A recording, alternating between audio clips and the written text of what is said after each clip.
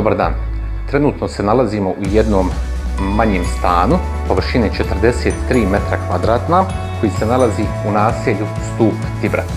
Stan je pozicioniran na prvom spratu, prodaje se potpuno namješten.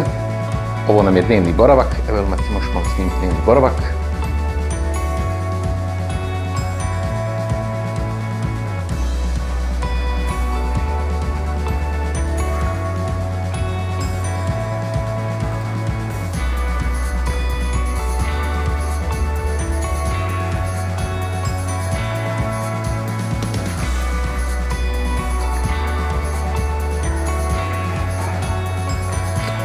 Ovdje nam se nalazi kuhinja.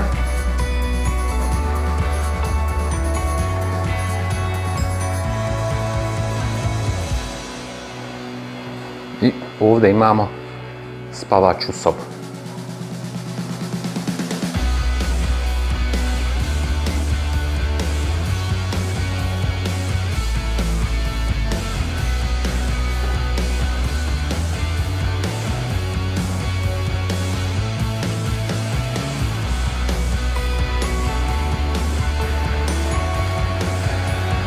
Kao što sam spomenuo na početku videa, stan je pozicioniran na prvom spratu stambene zgrade od ukupno 13 spratova u naselju Stup Tibra.